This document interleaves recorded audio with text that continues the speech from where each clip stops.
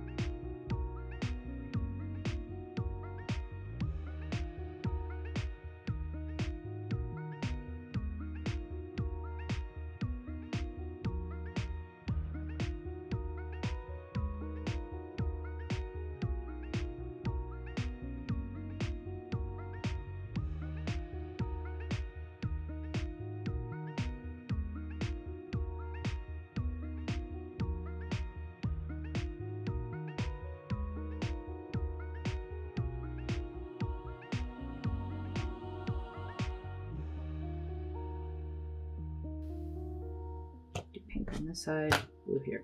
We're gonna go with this. That probably took me literally half an hour to figure out just what order I want to put these in, because I'm trying to think way too hard about mixing the colors and contaminating them. Does it make sense color theory wise? Will it hurt my brain that like these are next to each other? Like I don't like the idea of the green being in with my skin tones, because that doesn't make sense to me. So we're gonna go with this. So it's gonna be green and turquoise, yellow. I think I'm gonna have to pull out my fucking paints, because I think this is Phthalo Blue and this one is Ultramarine. Wait, I think I said that backwards. This is Phthalo, that's Ultramarine. I think. Not completely sure. And then the magenta, and then yellow, ochre, that's Cobalt Mortem, Perylene Violet, brown Umber, and then the other one I need to buy. Okay. Holy shit. Alright.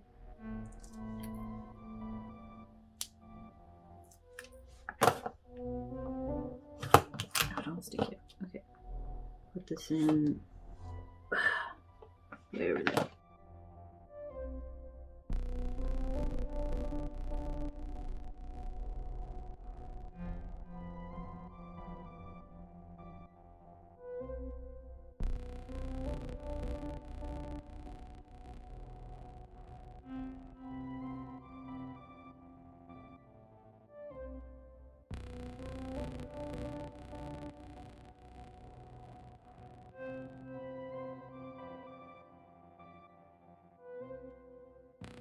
wobbly, but they are also on little foam dudes, so there's not a lot I can do about that. Okay. So this will go here, and then the blues will go there, and then this one goes up here. Did I leave space enough? Yes. Okay. Because I have to order these two. And I want to test those before I stick them in, because I'm not completely sure which one's which. Cool.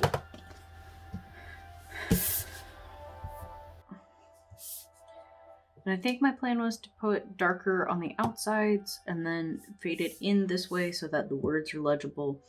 I don't know if this bar will be up high enough to actually do anything for a transparency test, but we gonna try. Okay.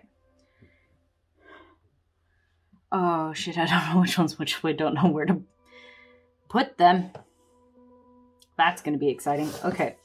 I know this is...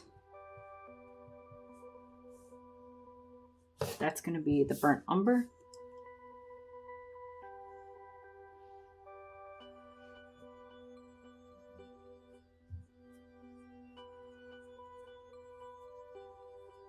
Okay, and then this brush holds way more water than I'm used to working with.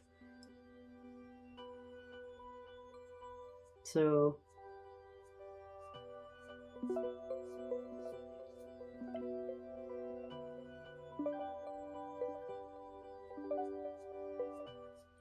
It looks like these are clearly very buildable. I just am not used to this brush, since most of the brushing that I kind of did, most of the learning I've done has been with a teeny tiny around 4, and this is very clearly not that. Okay, but this is going to get a nice, good earthy tone. Can definitely use that for skin.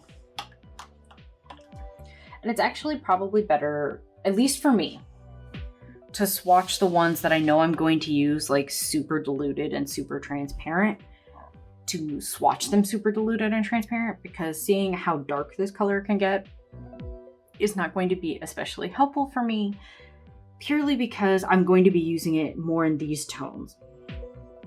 Because I do skin in layers when I use watercolor, so there's probably going to be like 2 or 3 layers built up of this skin tone, of this base color that I use.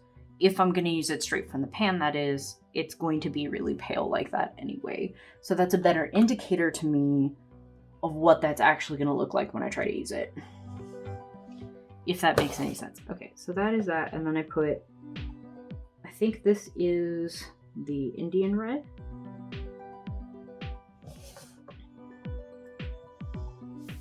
Flip that upside down for my brain, which I had bought thinking it was going to be warm, and it's almost purpley, you know?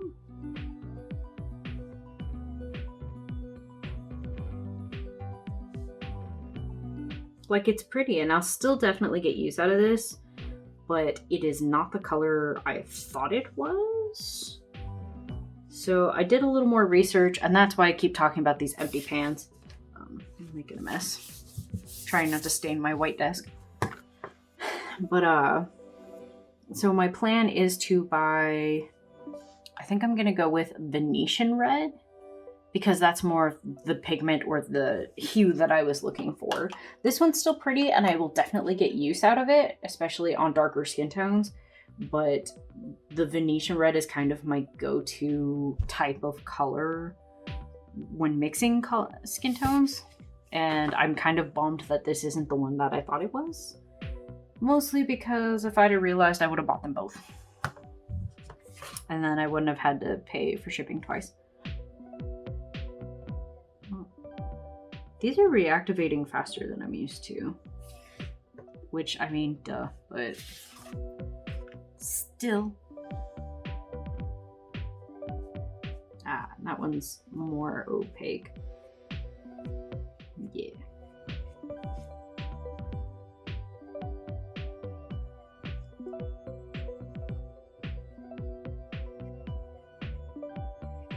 I got way too much pigment in that. We're gonna move some of the darker bits up this way. The sweater's got like the biggest sleeves and I have to like sit here and hold them out of the way. It's kind of funny.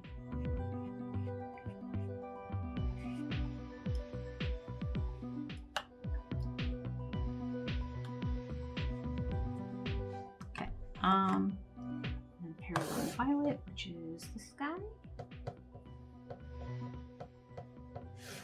I am also pretty happy that I went with full-size pans because I can use a giant brush like this. Oh, I love this color. It's so pretty. Get a little bit of water on there.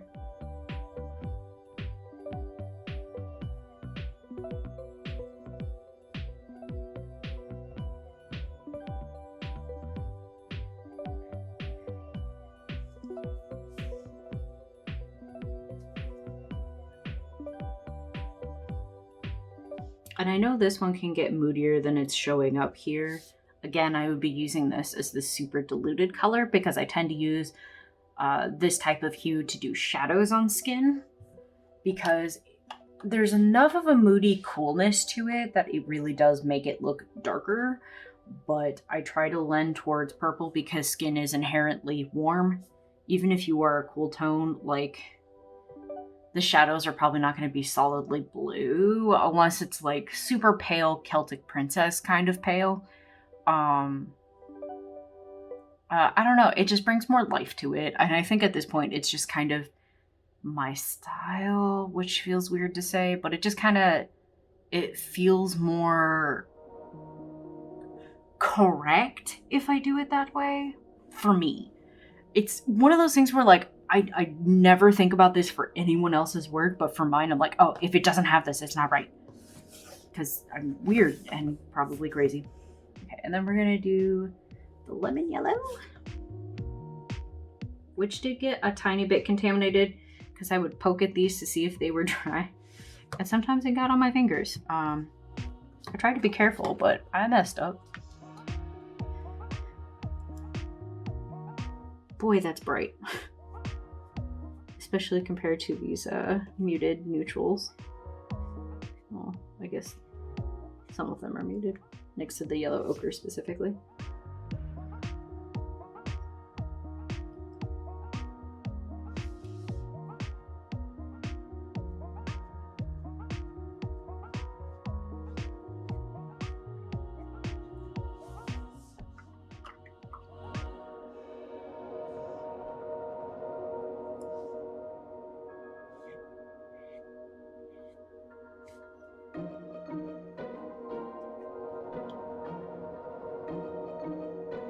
Sorry, my arm's probably all up in your space. I'm gonna think. Okay, and then I have two blues, which I'm gonna have to come back to because I'm gonna have to swatch these on like a scrap piece of paper to find out which one is which. Because I think if I look at them individually, I know that Ultramarine is a deeper, like, I don't know, it's like the deep blue, and then I know Phthalo Blue. I think I heard somewhere that this is Phthalo green shade blue or something. This is the greener one. This one's gonna look more green when I put it down on paper, but in the pan I can't tell the fucking difference. So we're gonna go to red. Because I'm good at things, you guys.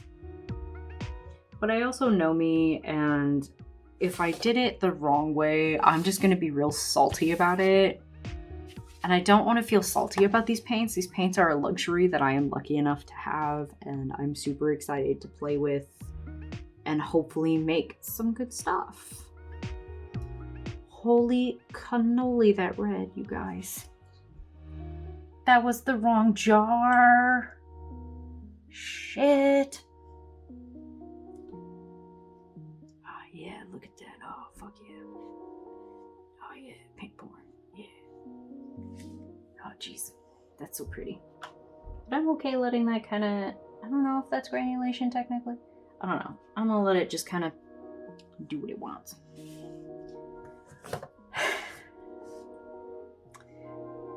Pause this video to go get clean water because now everything's going to look red.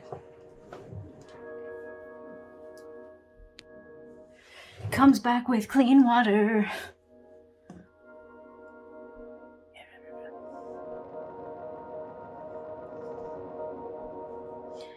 Okay, we can do magenta next. It confuses me that these are not in the same order, even though I said out loud that they weren't going to be. Reminding my brain, oh yeah, I said that, didn't I? Oh boy. It's so pretty. Now, I don't typically think of myself as a pink girl. And I was definitely... I think when I was real little, pink was the only thing I would wear. And I would throw tantrums if I wasn't pink. But as I got older, I definitely became that very stereotypical, pink is the devil, I don't believe in that, I'm not girly, fuck you. And now I'm kind of somewhere in the middle.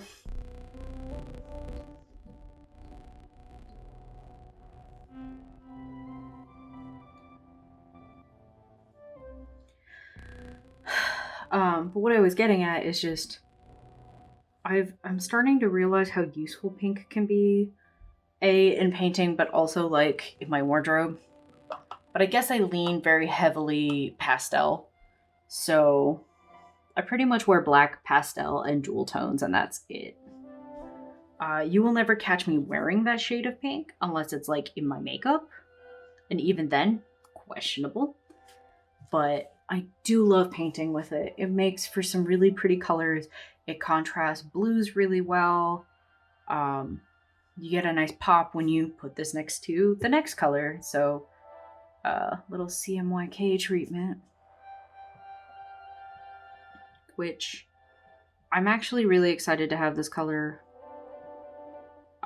Because this is actually just my favorite color.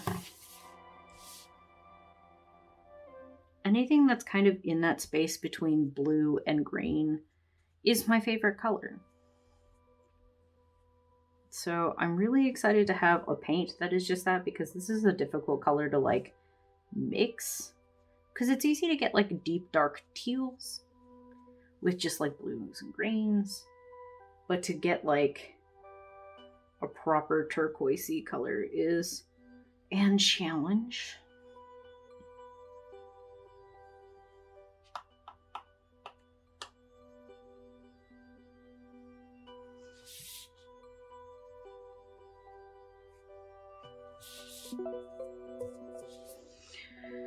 And now we gotta go get a scrap so I can figure out about these blues.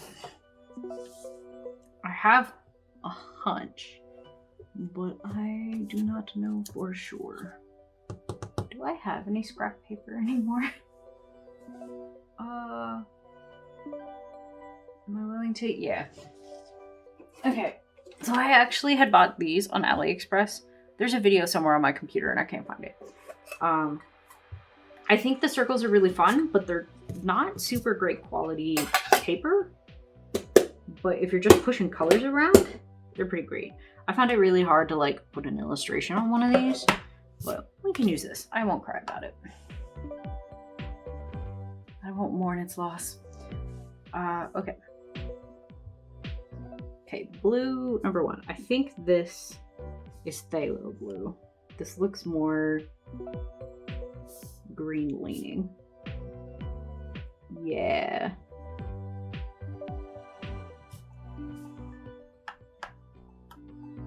Just to confirm.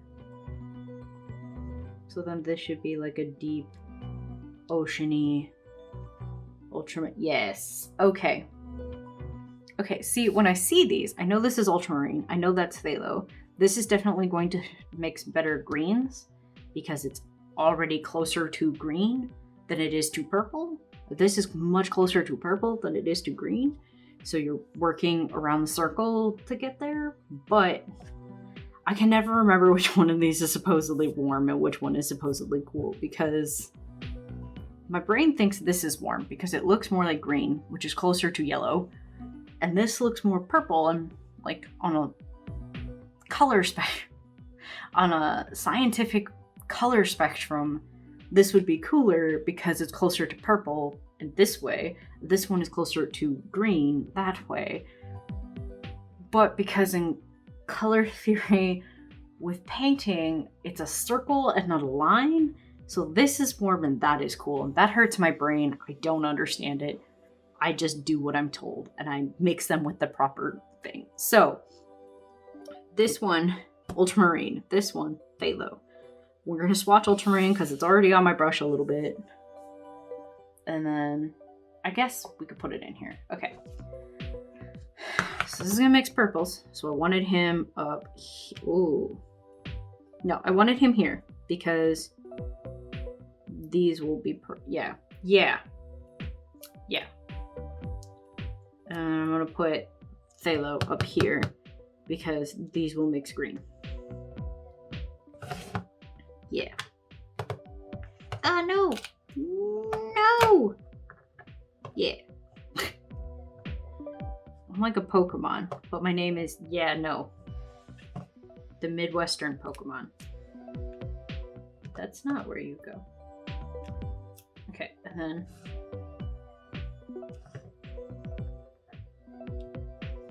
stop it. Get in there. Oh. Dip my finger in a wet paint. That's a good plan. Now it's hard to press it. We'll figure it out. The point is, they don't shake. That's all I need. Yeah. Okay. Ultramarine.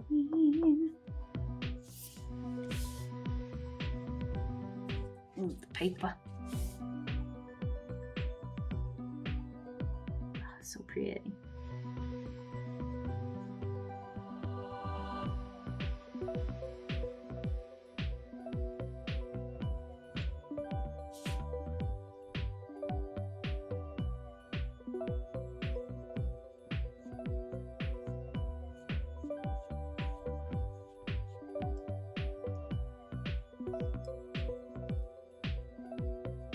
And like some of these ones, I'm trying to get a little bit more of a range, like this Ultramarine, because I know me, and I'm gonna use this blue for everything. So, in case I haven't already mentioned it, or I said it in a way that didn't make sense previously, so there's a weirdo method to why I picked the colors that I picked. And essentially, I started with the skin tones because I draw people 90% of the time, and faces are typically what I've been using to teach myself how to paint. Walk this around a while. So the skin tones are going to be important because proportionately I'm going to use more of the skin tones than I will of the other colors on my palette.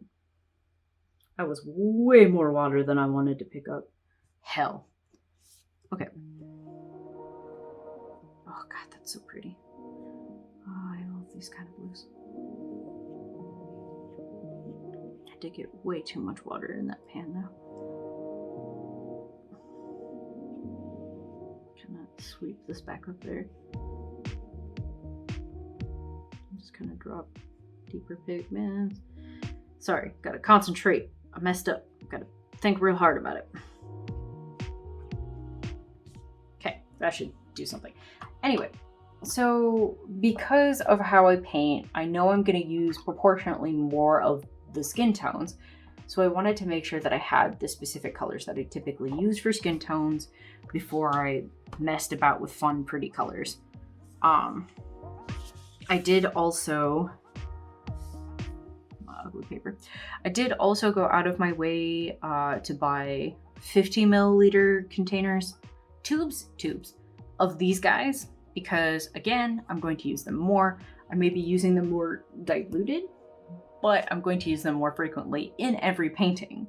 Whereas all of this, I could do a really warm painting, or I could do a really cool painting. It depends on my mood and the subject matter. So these I just bought little tiny 5 milliliter tubes. You saw them previously. They're tucked away and put up because it's been too long. But the reason I picked these colors is because I wanted some basic mixing colors in these 4. But I did 2 blues because 2 colors I use a lot are greens and purples. So I needed to be able to mix a really solid green by doing the phthalo and the lemon. And now that this is drying, it's very obvious to me that that's the green. And then I want to be able to mix some really good purples by using the Scarlet and the Ultramarine. Now, because that put me at like 8 whole colors, I decided to allow myself, also because the cost was still flying, to get 2 more colors. So this is a combination of, I wanted my favorite color on the palette, and also these 2 mix the prettiest purple I've probably ever seen. But you'll notice I did not include a warm yellow, unless you count the yellow ochre, and I did not include a warm red, because I honestly don't use orange ever. I don't like it. It's not a color that I enjoy. And if I wanted to do more neutral hair colors, I would probably focus more in here than trying to mix an actual orange out of these. So that was kind of my logic here. If I was going to buy a big palette or just get one that had all the colors or was preset, it would have that in there, and that's fine. I'm sure I would use it a little bit, but like my first palette was the Sakura Koi 24 color. I'll see if I can find a picture and pop it up for you. And that top row is barely touched because it's like 5 shades of orange, and I don't use more than 2 of them.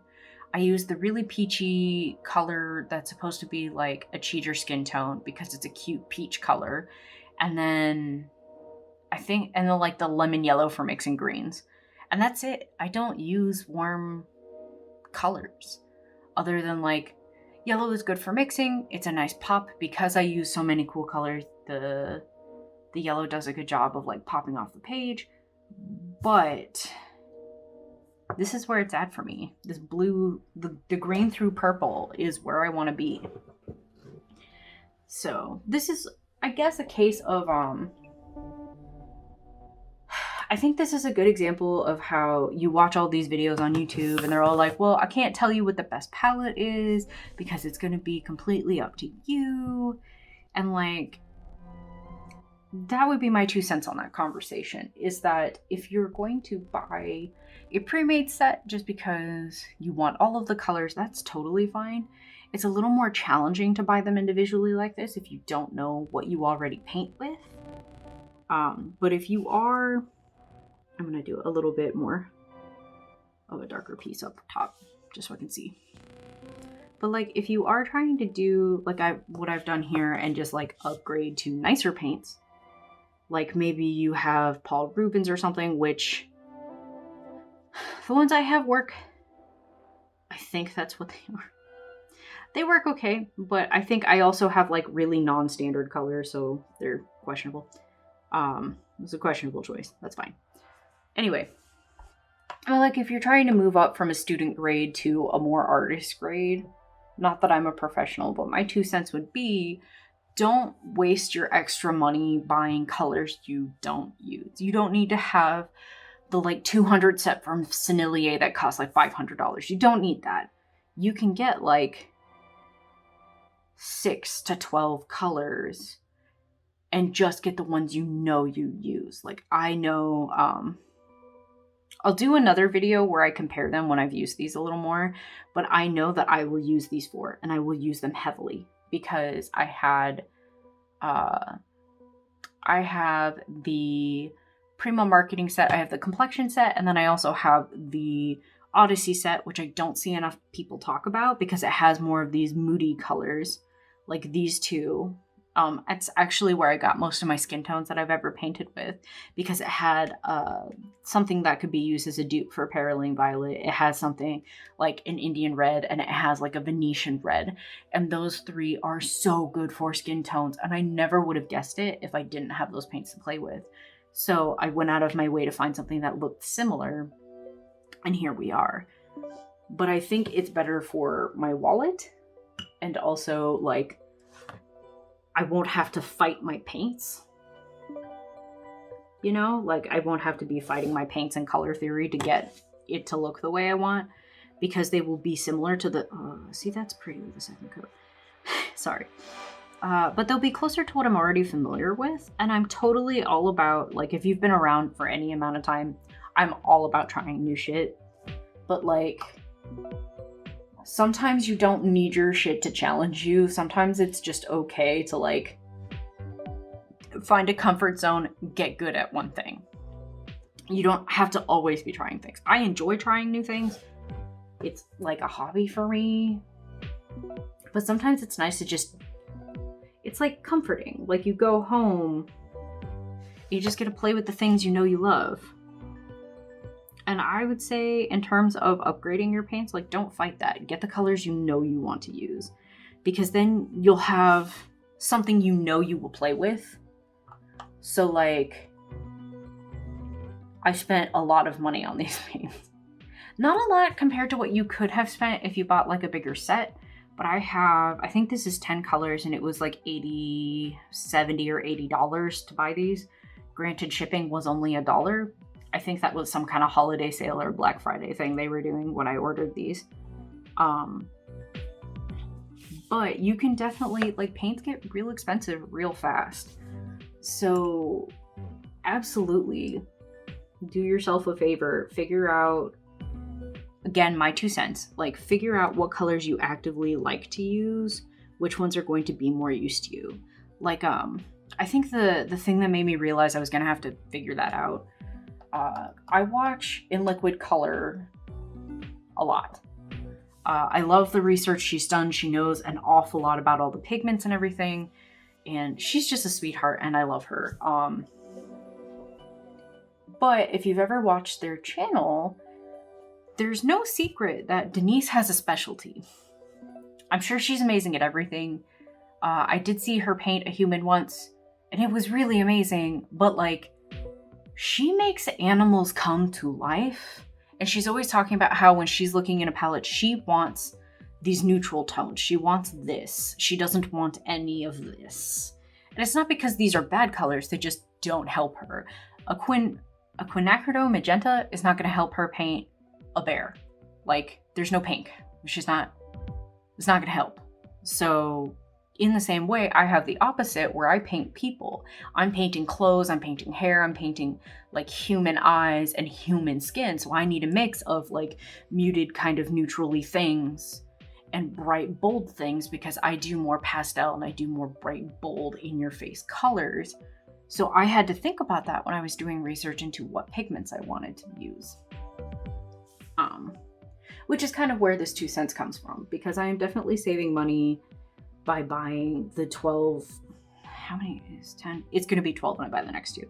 But by buying 12 colors that I know I'm going to use, I don't have to feel bad about spending that much money on them because I know I'm going to get use out of this. I would feel so bad if I spent a whole bunch of money on some really fancy Daniel Smith paints that have like heavy granulation and some beautiful earth tones and then discovered that I don't know what the hell to do with them. That would make me cry. So hard. I wish I was joking, but it probably would if I went and spent all this money, bought some kind of specialty set because it was on sale on Black Friday, because I almost did. And then turns out I won't use any of those colors, or half of them go unused because they're the wrong hue or the wrong whatever. Like, your colors shouldn't be shooting you in the foot. And I feel like, if you've seen my video, which direction does it go? If you've seen my AliExpress video, I bought a bunch of little tiny palettes that are pastel colors, and mostly to get it out of my system because they're pretty, but I also know that pastel paints are not, especially too much fucking water. They're not especially helpful. So like, they're pretty to have, and they have accomplished some really pretty things. I'll hunt down some pictures and show you guys some of the stuff that I've done with those paints, because I have done a handful of things where I try to specifically only use those paints, and they achieve some really pretty colors and some nice glowy effects. But I can't do skin tones with those, because the few colors that are in there that look like white people's skin, they're awful. They re-wet way too easily. They just make a hot mess, and they don't allow for a lot of complexity in the skin, and for the way that I paint, like, I actively hate it. So like, I'm glad that I have little tiny samples of those. Like, I dipped that right in my wet paints, like I showed earlier. So I'm glad I have like a little tiny sample, a little tiny bit of them, because they're fun to play with. But if I'm gonna get this much paint, I want colors that I'm gonna use for everything. I don't want to be, you know, like held back in what I can paint and what I can do. I've probably over-explained that. So there you go, my 2 cents on buying fancy expensive paints. I mean, I guess also make sure you do the research first so that you can be for sure which ones are what. If you can find someone who's going to swatch the exact brand you're looking at, awesome. Because I really wish I would have known that this Indian red was more of a darker, earthier tone rather than the Venetian red, which is what I really wanted, and I thought I did the research and did not apparently do it properly. Got way too much water on that magenta. Womp womp. Anyway, because then if you make sure you know what they look like on paper, then you don't have to spend all the money in shipping, because now all of a sudden Jackson's website, it wants like $30 for shipping for 2 tubes of paint, and I want to cry about it. This one is Phthalo.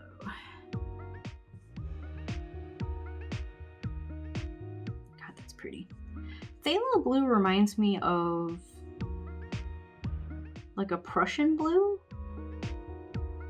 I don't know if that's the same thing, but that's just the name I'm used to it being called by. I love that color. That deep, moody blue-green is almost teal, but then definitely blue, but almost green, but not. And it's, oh, I love that color. It's so moody. I do really like deep, moody colors. I don't know. It's probably because I'm still in my angsty teen phase. At almost 30 years old. That's fine. That's fine. It amuses me. I do think of ultramarine as like blue. This is just standard blue. This is what blue is supposed to look like in my brain.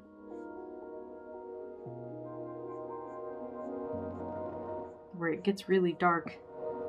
It's very bright. It's very true. I don't know. I dig it. So this is coming to the end of Swatch Town.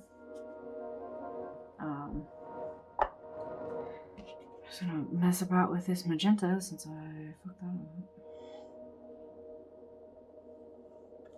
I am excited to see them in a more proper swatch than the little bits that I had done earlier, because seeing how, Jesus, that's so much water. This poor page, this is not good watercolor paper, and oh boy. Anyway, I mean, actually, this watercolor paper is fine. It's just not like 100% cotton. So it's not like the good stuff, but I don't have a problem with it. But I don't think it wants this much water on it. So that's cool. Anyway, it's kind of cool to see it like this, because it is really nice to see how smooth some of these colors are, from this light color to this dark color, and how they behave on the paper. They really just lay color down. So that's exciting. I'm probably gonna let this dry and then do my outro while I show you beautiful, beautiful tape removal footage, because we know that's why we're all here. So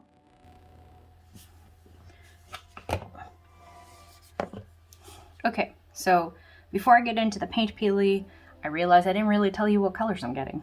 So these last 2 little empty pans, so sad and lonely, I did hint that I was getting a green, and I did mention that I was going to get Venetian, I think it's English Venetian red, and I'll get the Venetian red in the 15 milliliter if I can find it. And then for the green, I wanted to get a 5 milliliter tube of Helio Green, and that's after a little bit of research, rewatching some of the in liquid color videos and seeing them swatch next to each other. These are all Schmincke paints, and she has a dot card swatch where she goes through all of the colors from the entire brand. I think it's all of the colors. I'm not educated enough. But I watched her go through all the greens and just was like, that's the green I had in mind. Because I knew I wanted to replace this one with the one I actually wanted. But then I had one more empty pan, and I thought I might as well just fill the thing up. And the two colors that came to mind were either a purple or a green. And I have at least 2 or 3 different ways to mix a purple from these colors, because I did make sure to get one that will mix a purple, and then these will both mix a purple. This will probably mix a purple with that. I don't know. I'm going to play with that eventually. But I have some options for green, but I don't think they will get like a green. And I just wanted to make sure I had at least one of those to play with. So that's the color I elected to pick. And then I'm going to take some tape off. This magenta is still a little bit soggy, but I put way too much water over there. So we're gonna go there last.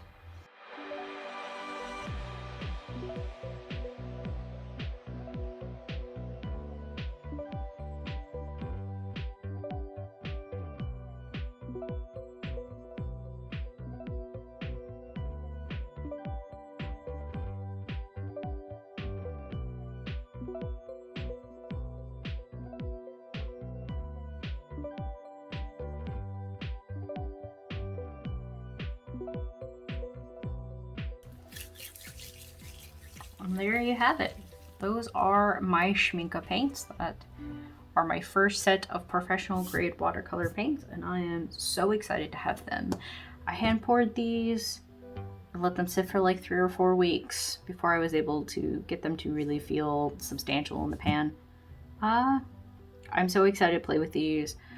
I'm thinking I want to do a little more research on color theory and maybe do a video where I use some of this circular kind of paper and do some color wheels so I can show like these and how they mix and the colors that they mix. I also have CMYK colors, so I can play with that too, and then just do some color mixing stuff to see how these really behave with each other and what they're gonna do. I will eventually be painting some witches with these colors. I'm just being a little slow about putting them on the actual sketch on the paper because I'm like that. But thank you guys so much for dropping by to watch this. Let me know if you have any questions or thoughts about future videos in the comments.